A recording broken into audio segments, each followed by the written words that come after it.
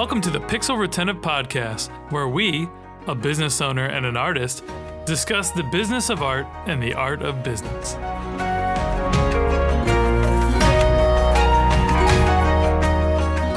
Hey friends, I'm Carl, founder of Epic Made, and I'm the host of the Pixel Retentive Podcast, where we share our thoughts on creativity, art, and business. Past guests include Justin Johnson of BMP Creative, Zoe Hawkins of Sumo Logic, and Danielle Lacourte of De Lacourte. I am forever grateful for the supporters of our podcast, and we are always looking for more sponsors. That said, Pixel Retentive is brought to you by the creative gurus at Epic Made. Epic Made is a creative studio that brings entertainment, quality, animation, and illustration to brands that want to stand out in gaming, tech, and pop culture. We help companies tell stories that resonate with nerdy, imaginative audiences and turn viewers into communities. Visit getepicmade.com and let's collaborate on your next creative campaign.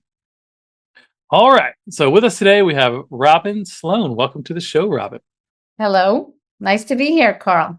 Lovely to have you. I'm excited to get into all of the cool things you've done in your career. Before we get into that, let me tell everyone a little bit about you. So Robin is a retired record executive where she oversaw the creative imaging most recently at Geffen, DGC Records, and DreamWorks Records. Prior to that, she was the VP of Music at Elektra Records. She began her 20-year career at Epic Records and folk label Philo Records. At 45, she began studying classical piano and is now an accomplished pianist, mother of 2 grown sons, and married to Fred Seibert, who's been on the show a couple times. Fred's amazing. She's currently at work on her memoir titled From Motley Crue to Mozart. So that all sounds awesome. Can't wait to dive into it. So before we jump into today's topic, I would love for our audience to get to know you a little bit better. So could you tell us basically how long you've been in the music industry at large and what project you're most proud of so far? I suppose you could say I've been in the music industry peripherally since college, when I was on the college radio station at University of Vermont. Cool. And at first as a DJ, which was not easy to get on the FM station. I got immediately on the carrier current, but the FM station was a big obstacle because the program director was not fond of anyone with a New York City accent, let alone a Queens accent. He was a boarding school preppy New Englander pretending to be a lumberjack. So I would say that started when I was probably 16 or 17 at college. And then that's really all I did at college. I worked at the radio station, became the music director, and met a lot of people of various record companies, because as music director, you're the one forming relationships with the college reps at labels. Sure. And, that led me to Philo. So let's say, since my early days of college, which I started at 16, so I was pretty young. Wow. And the only thing I wanted to do was meet other people who love rock and roll. So you've been in love with music your whole life. Absolutely. Since, riding around in the car with my dad singing Andrew Sister songs. I love it. I love it. So, yeah. Music, it speaks to just something different in your whole body. It can just tell a story all by itself. Even with just the notes, you don't even need, lyrics, right? So the depth of music it's always exciting to me to explore it more and more. Yeah, it's just a visceral thing. It goes straight into your guts, really. It bypasses your brain. It does. It does bypass all of your brain for sure. Yeah. So if you had to put your finger on one project or just something that comes to mind that like you might be most proud of or most excited to share, what would that be?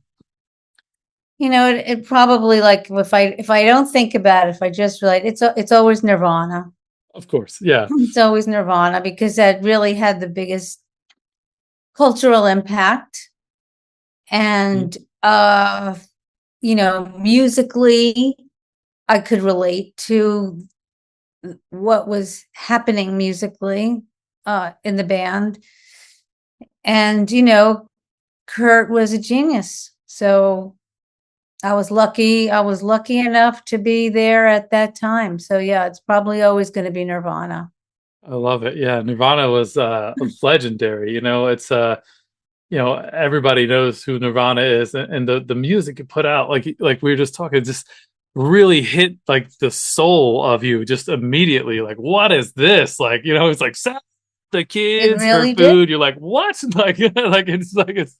It's just wild. What was it? What was it like working in that space? Like, I'd love to hear more just thoughts about that. Like, it had to feel big at some point, right? Like, It felt big the first time any of us really saw the band perform, which was either right as the record was released, probably was. They were playing at the Roxy in LA, which is where we all saw them. And the place was packed, because they had an indie record on Sub Pop. And the three of them get on stage and all of our jaws drop. All of us record executives, cynical, jaded record execs, probably, pretty drunk. I could not believe what was happening in that room. What I felt there was something I never experienced, even as a fan, a kid going to rock concerts, was that there was no demarcation line between the performers on stage and the kids in the audience. It was as if we were all one being. And it was really powerful. And you knew that, I knew that all we had to do was get out of the way. Yeah, and so I'll never forget that moment ever. That's magical. And that was in LA. Was that in the 90s some point, right? It was the record came out in 92, I think. 91. I think it was okay. I don't know. We could look that up. Sure. Wow, that's pretty cool. Yeah, no, it was really, and it was before it was on radio, before it was, Teen Spirit was on MTV. So, it's pretty amazing. Yeah, pretty moment amazing. in musical history there for sure.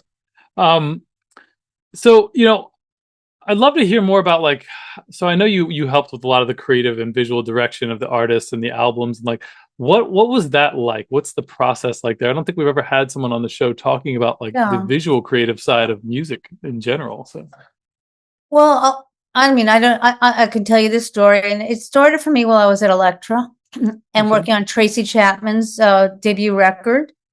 We made a video for Fast Car. And the video is very simple. It was really just Tracy's face, which is very powerful. Some cutaways, but minimal cutaways. And the art director ended up using a still from the video for the album cover. And all the, subsequent advertising, merchandising posters and, all that kind of stuff.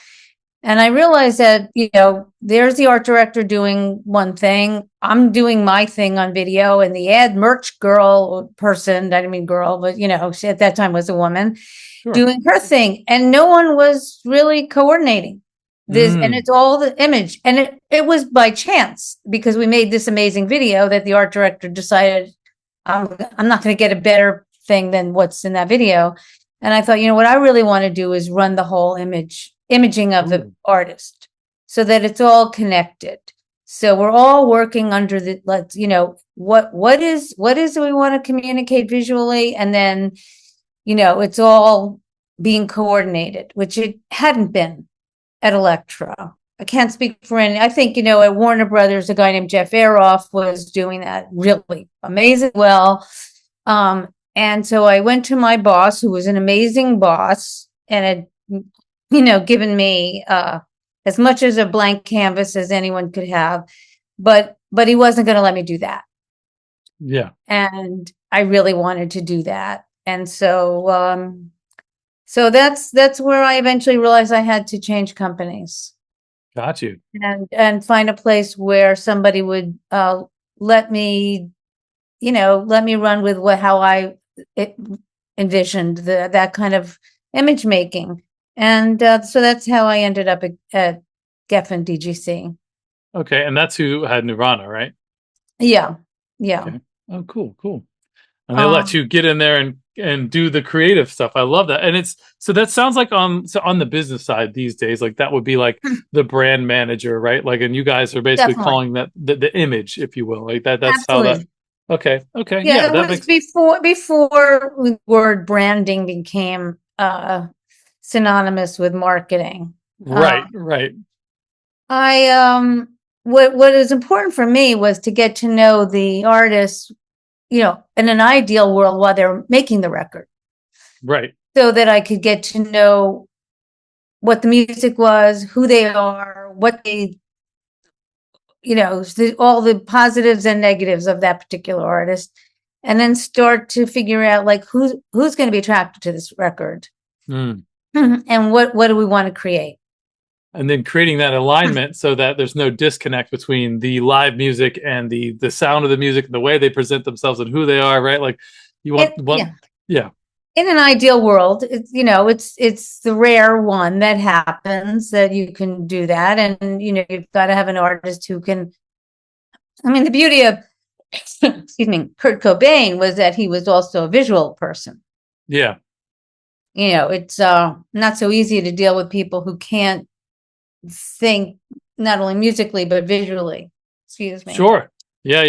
I'm sure that's always a That was always struggle. a challenge. Yeah. And that's not necessarily a prerequisite for being in the music space. So it's probably kind of a unicorn type situation when it is. So, Yeah. um, it's something you said about, just the live music vibe. Like there really isn't that as much these days because there's so much like synthesized digital, like whatever, like not too many musicians can just jump on stage and just like this is my music and it sounds even better in person than it does when you listen on your CD or on your live thing on your streaming at home, right?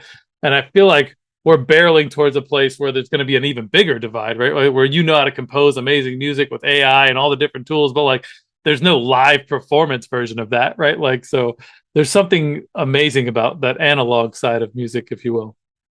I completely agree. I mean, I have a hard time listening to a lot of what's popular now because there's no drum, it's not interesting to me. Yeah. So, but I'm older and it doesn't mean as much. And, I have a girlfriend who tells me I don't like music because I'm not really interested in listening. I'm down with Billie Eilish. Good for her. It doesn't speak to me, I mean, I feel lucky that I stumbled into the music of, the 18th, 19th, 20th centuries because Yeah. that's still really alive for me. Yeah. But, That, you know, that makes a lot of sense. It actually reminds me of a conversation Fred and I had about animation and storytelling, and that like, the stories that the way Billie Eilish is doing music probably isn't made for people of certain generations, right? Like it's made for a different generation. You resonate with different things on purpose, right? Like that's kind of the way it yeah. evolves as the storytelling and the composition and things evolve. They evolve out of being different from what's already out there, and that some people will like that more and some people will like it less, right? It's just it's interesting, and it's Yeah, I interesting to see think, how that when translates. come of age, I was 14 in 1971 when Carole King released Tapestry, and, Elton John released his debut album. And, those people were writing, singer-songwriters were writing their Yeah, songs. They weren't the singers of my parents' generation were interpreting songs. And they were this whole genre of singer-songwriter really emerged in the 70s. And for a teenage girl to hear you know Carole King sing those songs, it was life-changing. sure. So That's really it's not cool. necessary anymore. Those barriers were broken. And then, of like for me, the Who, it was like, the Who was all rage and anger, and we just wanted to be liberated from our parents. And now, parents take their kids to go see Taylor Swift. So it's Yeah. just completely different cultural situation. Totally different. And look, Taylor Swift is amazing, by the way. Like, writes her own music, composes it, like, really Yeah. built herself up, done some Yeah. amazing stuff. Amazing. And even if you like personally, if an individual doesn't like her music, like, you kind of have to respect her as I'm in a awe business of her. person and like an amazing creator of just, I mean, the community she built, like everything she's done is just like wild, like, and doing it being a woman in the world, right? And we can talk about that a little bit too, because I feel like in our last conversation, like, you basically were telling me how it's just like you're in this corporate culture with all these men, and it's like not like you're like the only woman there, right? Like, and what was that like? So Yeah, well, I mean, there were women. It was a handful of women executives, mhm. but they were mostly in the publicity department where, I mean, some guy said to me, women, publicity is the only place women can work. And it was known as the ghetto, for women, because, of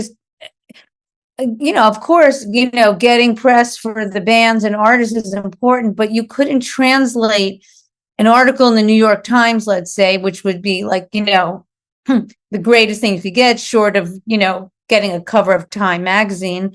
You couldn't really measure record sales from that the way you could from getting records played on the radio. And that's really measurable in a certain, you get a record on the top station in Cincinnati, and those you can see immediate record sales. And that's in a record company. We're there to sell records. Right. So that changed with MTV, because you could really tell record sales from MTV. But before that, so women were in publicity. I had no interest in hanging with journalists, trying to, persuade them to write stories on artists. I just wanted to make stuff. And that was so not interesting to me. And, but that was where women were. There were a couple of women agents, big booking agents, big time agents.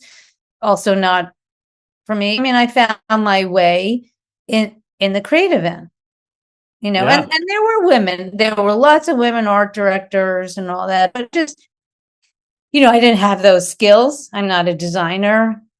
I Right. just always operate on my instinct. So it worked out, Yeah. but it was not easy. Of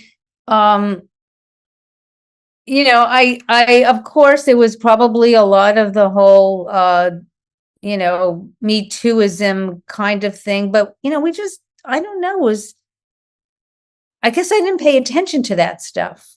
I mean, I just kept my head down and wanted to work. And I think didn't put myself in sort of vulnerable situations. I think that's the secret, right? That people should take away. Like, life isn't necessarily just going to open all the doors for you or be easy. But if what you said there was like, you just wanted to make stuff. So like, you didn't care where women were supposed to go or whatever. Like, you're like, this is what I want to do, and I'm going to do unquestionably good work here, and people will see that, right? So Yeah, at I least mean, that's what I took away from it. I think so. I think there's a naivete when you're younger and you're excited. And look, it was also a very different time when there weren't any templates and there weren't. I mean, we made our own rules. Yeah, But by that's the pretty way, cool. I mean, it could be that I'm an idealist, but I think that it's still very possible to do that in various places. You just got to put your head down and go for it. And Yeah. And it's in the new spaces, right? Like, that's sort of what I see, where like you go to the places that are evolving, right? Like, what does AI look like, and Web3 technology and all the different ways that the internet's expanding, and VR and AR, and like there's less rules there, there's less establishment, there's less whatever. So you can be there, you can pioneer and make your own path, right? So right. So creative people will go to, when we did the Cars video at Electra, you might think that was brand new technology. It was, there was something called the Fairlight computer, and then a paint box, which no one really knew how to operate. And, somebody came to me. This company had been using it for National Enquirer commercials. And a video director named Jeff Stein brought it to me, and he'd done Billy Idol, and he'd also made the Who's movie, The Kids Are All Right. And I thought, this is great stuff. No one's seen this. So, we brought it to Rick Ocasek, and he went for it. And, it was a crazy time because no one had ever done anything like that before. And we were lucky. The company Charlex, who owned the equipment, wanted to do it.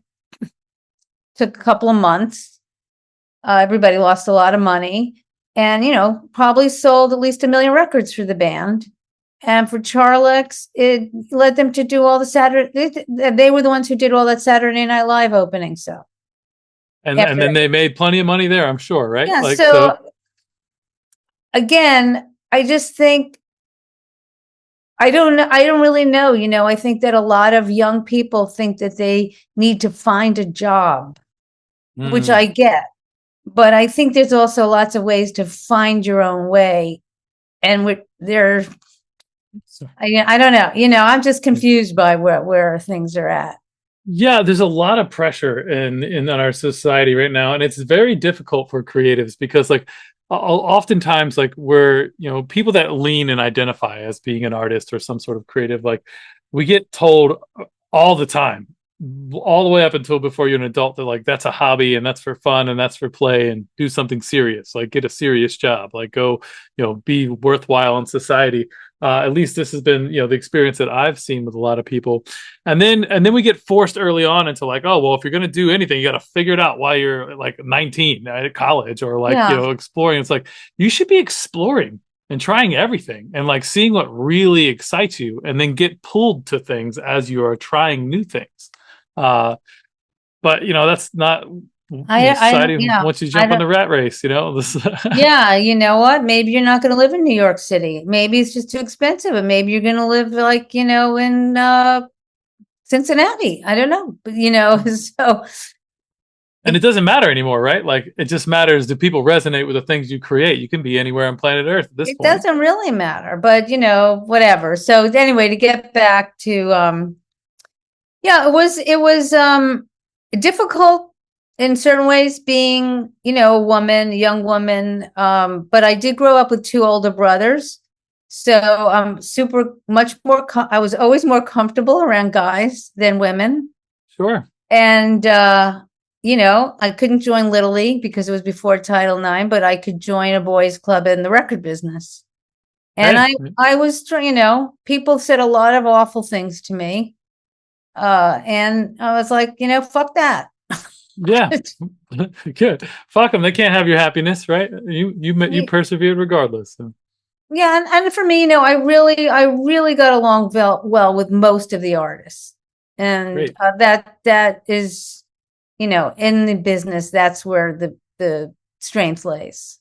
Yeah. You mentioned that, like, Kurt was really special, that, like, there was just something about him. And are you comfortable talking about him some more? Or? Sure. Yeah. Yeah. I would love to know, like, sort of that arc, like, what was it like when you first met him, and, like, what are some of the things maybe that no one knows about him, or no one, like, has heard about him. I don't know, what's the thing, It's like it happened yesterday. The first meeting was with all 3 guys, Kurt, Dave, and Chris, with the art department, with the art director. I was the creative director, so right under me was the art department. We sat around a table, and Kurt was very soft-spoken and very shy, said he had an idea, which is very unusual to anybody to have an idea, but he had an idea of a baby underwater chasing a dollar bill. We're like, hey, that's great. That's a great visual. Let's do it. Yeah. So, it was as simple as that. The hard thing was casting the baby, Yeah. And, that's, then we did that. Then subsequently, he and I had a meeting for the video in my office. And he said, and again, he has an idea. of a pep rally at a high school gone wrong. And I was like, I am so down with that. I was such an outsider in high school. I didn't understand cheerleaders, marching bands. Pep And, rallies, like, yeah. most people who ended up in the record business were truly outsider, geeky people in high school. Love it. So, I said, that's a great idea. And we found, again, he was so open to new things. And I had a reel of a guy who had never made a music video, but I knew him. He was the assistant to a director I'd worked with a few times. A wonderful director named Matt Mahern. But Sam, who was his assistant, a guy named Seibert, had been shooting some footage on his own, just random footage. Beautiful. And I showed it to Kurt, and Kurt loved it and said, Cool. yeah, let's hire that guy. Which, again, is a rare thing because most bands, most artists don't have that leap of faith. They want the guy that did Madonna. Right. Okay, this is how the conversations always went. And we hired Sam Baer, who cast the people in the cheerleaders in the video were people he'd seen roller skating on Venice Boardwalk in LA. Beautiful. I love it. Everybody Scrappy. was authentic, and the whole thing was actual fact. The whole pep rally in the thing went wrong because all those kids were wasted, and they all wrecked the place. So Perfect. the Perfect problem for a Nirvana came. video. The problem came in that video is that came down to the editing, and unfortunately, Sam and Kurt didn't see eye to eye, and I had to fire Sam. Oh no. And take the footage away and hire an editor. I think Sam still put his name on it. That was fine. Who cares? But that's the stuff where it gets pretty hard. Well, and it's two different skill sets, right? Like we were talking about earlier, singer and songwriter, like shooting good footage and then editing it in a way that tells the story the right way is they're different skills. And it depends what story you want to tell. Correct. The story and you Sam can tell different wanted to stories. tell was not the story that we wanted to tell. 100%. And I've seen that, and that's just a difference in creative vision, right? So, interesting. That's really cool behind the scenes there. He went on to be a giant video director, make tons of commercials, and I'm not feeling sorry for Sam. Okay, good. It sounds like you've interacted with lots of people that have had really cool and successful careers. So yeah, okay, that's awesome. I love to hear that. Yeah. So Kurt, look, it's heartbreaking. Yeah. It's really heartbreaking. He was tortured, and we then went on to do the next record, In Utero, which is, he wanted to do this video for Heart Shaped Box, which such a good song. He agreed. Let's hire this guy, Anton Corbin, who was a British photographer, made a couple of very big videos of sort of alternative bands. And I said, hey, Sam, why don't we shoot, Sam, Kurt, why don't we try shooting this in Technicolor? The colors will be amazing. And he was like, that's fantastic. But Technicolor was no longer in existence, right? It's too expensive to shoot because it's instead of shooting 4 colors, it's 5. But we found a lab that could simulate it. Oh, cool. And so for me, as a creative director, working with a guy like Kurt was Nirvana. He was so fantastic and so open for ideas and trying things. And musically, and that's why, I always said to Fred, after Nirvana, like that's it for me, because there's very few real geniuses around, and it will never be as good as that. And it was. You don't want to it's like Well, it couldn't be better, right? So and he sounded like he was humble and kind and No, I'm just beyond, so beyond. ridiculously creative and open to the creative experience. Like Just, that's the dream, right? yeah, I mean, he just was a very tortured person who didn't, he didn't have the tools. Uh, Yeah. Mental so health is it's so hard and it's so yeah, overlooked and it's treated like nothing and it's the hardest part of being alive, I think. Harder than any physical ailment I've ever had. I'm just dealing with regular shit, I think. I don't yeah. know. Like So yeah, I mean, that's just, it was, I mean, there was other really fantastic bands, we did great work with Counting Crows. I love that first record. And, um, it's rare you get to work on records you truly love. And, that sure. was one of them. And, Weezer, I mean, again, Weezer was, okay. I mean, Love Weezer. Saw him in Weezer, concert. yeah. So Weezer comes with the first record. I mean, my brain's not, the Sweater Song is the first song. And Rivers says, we're going to do it ourselves, make the video. I mean, I was getting really tired of arguing with people. Okay, I say, okay, I'll give you $50,000. That's a very small budget for a video. Sure. Go make the video. Well, a week later, the manager called, said, you know what? Because I had suggested Spike Jones.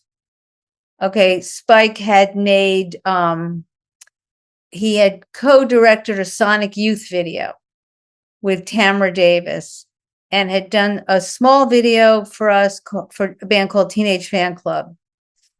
And he was really known for all his skateboard stuff at the time. This is before Spike became big time Spike.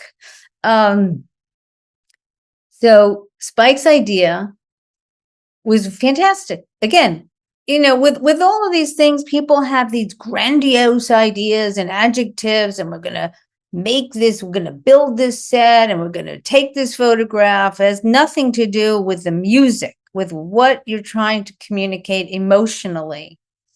Spike has a 1-paragraph idea. Band's going to perform. I'm going to shoot the whole thing with Steadicam. At the end of the video, a lot of dogs run out. Perfect. Right? Perfect. Sure. Perfect. We make that. It's a, pretty good size hit, but not a huge hit. Next song is this Buddy Holly song. So Love Buddy Spike Holly. the idea to recreate Happy Days. Okay. That makes sense. Really great. Got to get we have to get permission from Henry Winkler. No one can get to him, but I work for Geffen Records. I go to David. David gets hold of Henry Winkler. We get permission, and we make this video. And I'm getting calls from the radio guys who, their job is to get the record played on radio, screaming at me. Also the budget's too high. I'm screaming, it's like a lot of screaming at people. Or not, we can't spend that money. It's a great idea, blah, blah, blah. Then the radio guys are like, Robin, this stinks. We can't ever let the band look ridiculous.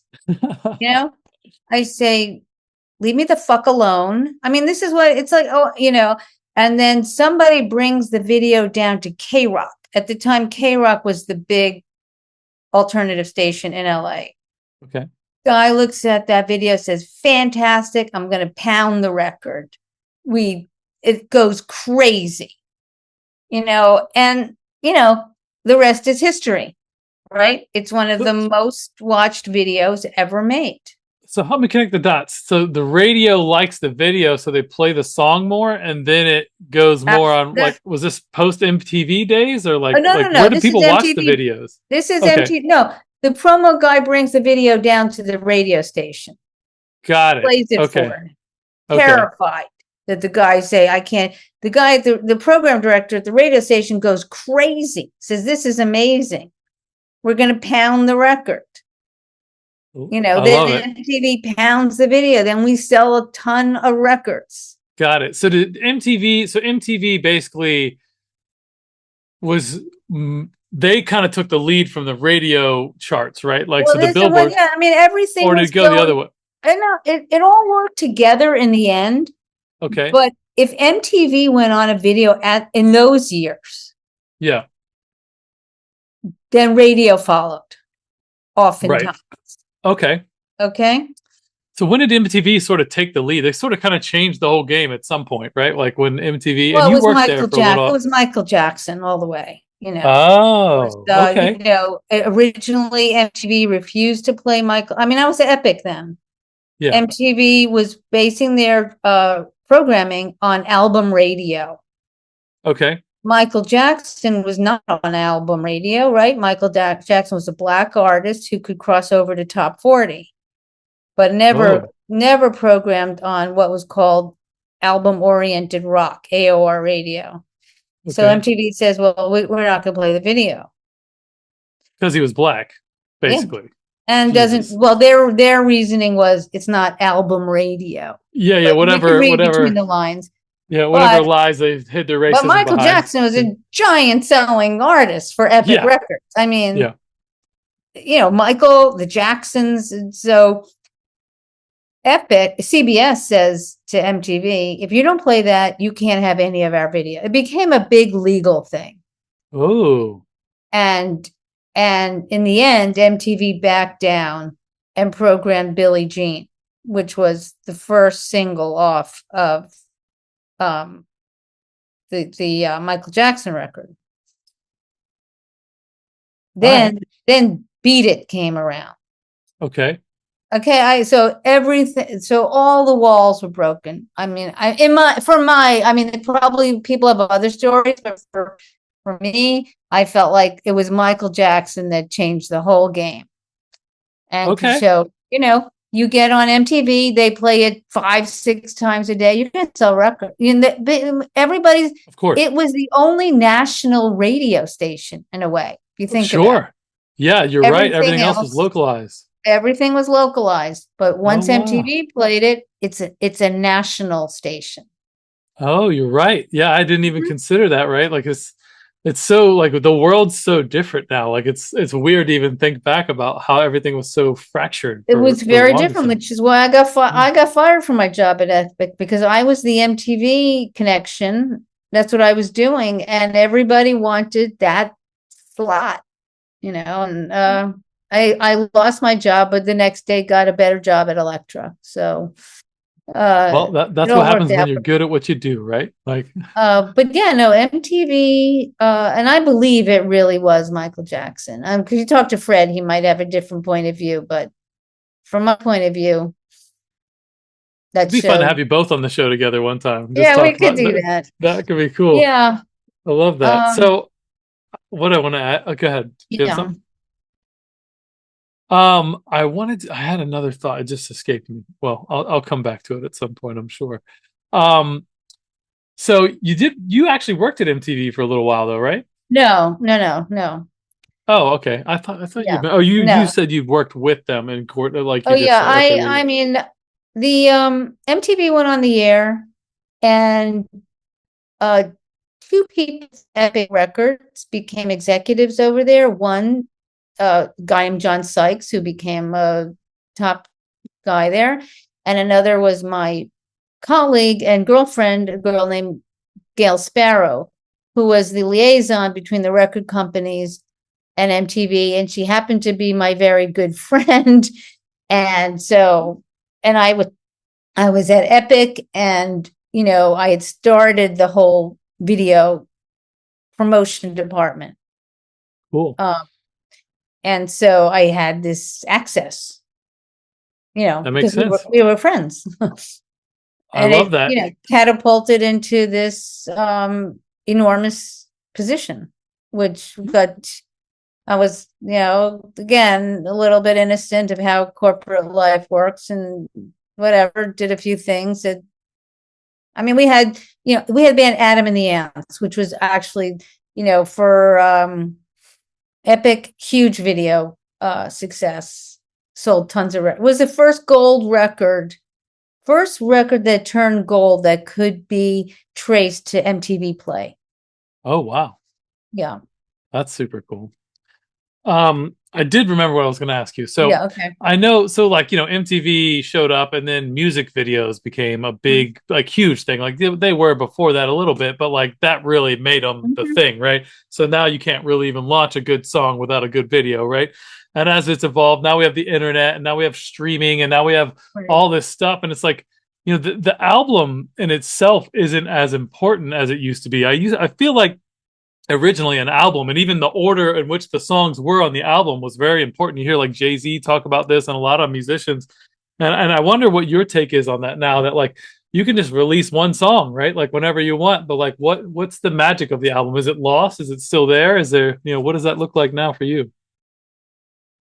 Well, I'm so out of that game, but I think if you trace back before we had albums, right, they were 45s. What is that? I'm sorry. Oh, okay. Before there was LPs, long playing albums. Okay. We had 45s, which is just the single, and we had 45 record players that played 45 records. I mean, therefore, I don't know. It has to do with the technology. Okay. Of how they're made, how the vinyl is that the smaller made. Vinyl? Mm-hmm. Yeah. Okay. That's disc, like a little bigger than a CD? Yeah. Yeah, singles. And then, with in the 70s, with FM radio, LPs became because then artists can, make a full long playing album, right? Then the technology expanded. And then the singles were used to really sell the album. Single sales plummeted. Got it. Okay. Then whatever, cassettes, CDs, everything. Now, and now I don't think it's a bad thing. It became that people would have to fill up 45 minutes. 50 minutes of music, and they really couldn't find good songs. Right. Maybe there's 3 really good songs on a record. So, sure. I think it's kind of, and it's, although it's distributed differently because it's digital, it's sort of gone back to where it was, in the 50s and 60s. Which is an interesting journey, huh? You're right. Yeah. And like, why I would rather an artist put out 3 bangers, like really good songs, than like 3 good songs mixed into 7, like they had to make other things. Like, but the thing is, people were making so much money with the albums because they're cheap. They're really cheap to produce, honestly. Yeah. CDs are even cheaper. Oh, yeah. Right. And so you got the production cost. The production cost could be high of the recording, but now people can record in their home, right? Everything's changed. You don't need to go to a 670 something track studio. And no, it's kind of gone in its way, gone lo-fi. It has. Yeah. Right? And it's more, we're listening on tiny little things. We're not sitting there, with giant speakers. Yeah, it's just all monstrous supercomputer and little tiny speaker in your ear, right? Like crazy. Yeah, so it's all kind of gone back to like long before you were around. Like we had transistor radios, tinny sounds, and I think look, I don't really care. I'm not really an audiophile. It doesn't bother me. If it's a good song, I'll listen to it no matter how I'm listening to it. Love that. Yeah. Truly love the music. I can't stand the way it sounds in a grocery store, but short of that. And I think, I just think ultimately music has a different place in today's times. I don't know. I got to say, honestly, I was shocked during the Me Too movement that there was no girl singer, female band, anybody that didn't like write an anthemic song to say, come on, girls, let's go. I'm thinking, where are you now? Well, Taylor Swift had the one that like it was basically like about like how everything would be different if she was a man, and like, and then they she had the whole music video basically positioned herself, like, Right. but so But it was a little bit of that, but it wasn't 100% on the it nose wasn't like like you're the talking about. rage of like, Oh yeah, the like, rage wasn't there. Pete Townsend singing, oh, it just, I didn't understand, like, why isn't anybody getting really angry here? And I thought it's a perfect opportunity for someone to like bang out a raging anthem. Yeah, yeah, I totally agree. Well, maybe So there's some lady out there listening to this podcast here in the next couple of weeks maybe that's gonna I just get don't think inspired. I just don't understand. I mean, ever I can't. Whatever. That's me. Stevie Nicks finally came out with something, but it was too late. Yeah, yeah.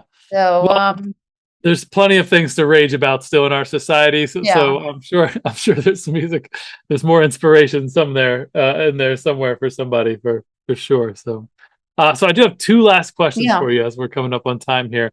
Um, what advice would you give the 21-year-old you? I same thing I said. Like, you know what? Find the thing that makes you want to get out of bed every day. Yeah. It makes you ignore all the noise that you're like, you just have your eye on that thing, and you have no, you cannot not do it. Mm, And then be fearless. I love that. I love that. Yeah. Um, yeah. How do you? What's the biggest thing that will help someone know that that's their thing? You know what I mean? Like if they're like trying to find that out about themselves. Like what's the biggest indicator or the tell?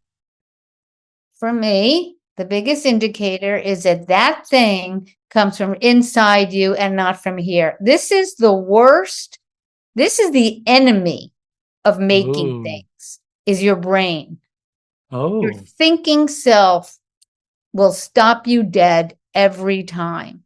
oh, I You have see. to shut that thing off. You're right. I agree. I agree. Just let the creativity flow, right? You have to trust whatever that is. It could be, you know what? I want to paint my room blue today. It doesn't really matter. I want to go make scrambled eggs the way I want to eat them. I want to go out and dig in the dirt. It doesn't even matter. It could be the tiniest little thing. But you've got to just shut off all the reasons why you can't do something, and acknowledge it. Say, okay, I get you, but you can't talk now. And you have to just try. If it doesn't work out, it won't work out. If your scrambled eggs are burnt, you try again. Or maybe you Yeah. don't, maybe you just want to try, eggs over easy. It doesn't really matter what that thing is, but there is something inside you that will make you want to get out of bed. Yeah. I, I I, love I that. and That's you that know, fearlessness you're talking about too, right? Like it's okay to fail and explore. That's part of the process, right? So, yeah, in my piano playing, I've learned how to perform, and that's struggle because I can have a zillion reasons why I can. My piano teacher, my former teacher, had a great thing. She said, Robin, a good performance is worth 5 lessons. A bad one is ooh, worth 10. That's easy. how Oh much yeah. you learn from failing. 100%. Nothing makes more permanent memories in your brain than like that negative experience of failing. And you learn so much because You you learn never want to some, feel that again. you learn what you need to do better, or to get 100%. closer to what that is that you feel, and I mean, for me, one of the biggest problems has been like really trusting what I feel, because, I grew up with a parent who didn't encourage that, who told me I didn't feel that way, you Ooh, know? And so I've had to really undo all of that to like trust, like, yes, I do feel this way. And you know what? That's okay. May not be what you feel, but it's what I feel and what I have to go do. And so that's what I would say. I say that to my kids, and I say that to myself all the time. I And love it. It's great that advice. Yeah, I think so. You gotta be, How- you know what? We only get one shot at this. Yeah. So true. So true. Yeah. Got to really live for yourself and make sure you're aligning that. So I I love think that so. advice. Be polite and be nice, and you don't have to be A selfish hurt asshole, but somebody, like, but yeah. we owe it to ourselves. That's why you know what? Like Kurt woke up and he wrote that song, Teen Spirit, that spoke to like zillions of people because he felt that way. Yeah. No, and that's it. Like you hit that chord, and that's that creative genius, right? When you can resonate with a generation with what you're feeling, right? That's pretty powerful. So Yeah. Anyway, so that's I mean it's sometimes, it's not the most social. sure. But you're not going to win a lot of popularity contests. So you got to really forget about being that person. Yeah. Well, that's not the goal, right? The goal is to be happy and be fulfilled, right? So I think so. yeah. Awesome. Well, all right. One last question we have Yeah. here. Mhm. Is there anyone or anything in your career that you'd like to shout out to the audience? Maybe a mentor, valuable resource, or favorite client? Well, sadly, my boss, well, several of those people are now no longer with us. So I, but if David Geffen were listening, I would thank him endlessly forever because when he hired me, he said to me, I said, look, I had been running the video department at Elektra, but I want to run the whole creative department. I don't know how to do that, but that's what I want to do. And he looked at me and he said, you know what, Robin, you're smart and you have good taste. Here's the job. Oh yeah. And so, yeah, I'll always be indebted to him because he believed in me that I had this feeling of something I saw. And he said, go for it. That's beautiful. Yeah. I So assume David's passed as well. Is that? no. Oh He's no. not Okay. passed. He's Oh, alive wonderful. and he's living on a boat somewhere. Well, huge But shout out yeah, to David for so being awesome. That's amazing. and I guess, my husband Fred, because Fred's always believed in me. Yeah. That's There's nothing like a supportive partner that can see yeah. your value even when you can't sometimes when shit gets hard, Yeah. So, I mean, I guess and, I could probably say thanks to Motley Crue because we did great work with Motley Crue. okay. But it was a different experience. We can So we're talk gonna get about that Tommy on the another show. time. Is that we're gonna get Tommy on the show soon? Yeah. Yeah. That would be fun. It would Um, be funny. All right. cool. Well, huge thank you to Fred who connected me with you, obviously, Okay. Robin, and I really appreciate your time. If listeners want to follow up with you directly, where should they go? I guess I don't know. What an email Are you or on Instagram? You email? You oh yeah, LinkedIn? Instagram is the best place. Cool. What's your But handle there? what is that? Hold on. I don't know. On Instagram, they'll probably just see all my flowers. So let me tell you what that is. It's Robin Seibert. It's just Robin Seibert. Okay. Instagram.com/Robin Seibert. Awesome. Yeah. Awesome, Robin. Well, I really appreciate you. This has been a lot of fun. Super Okay. cool conversation. And I guess we'll see you next time. And thanks for tuning in, everybody. Absolutely. Okay. Bye. We really hope you enjoyed the show. Please like and subscribe to join us on our next journey through the world of art and business on the Pixel Retentive Podcast.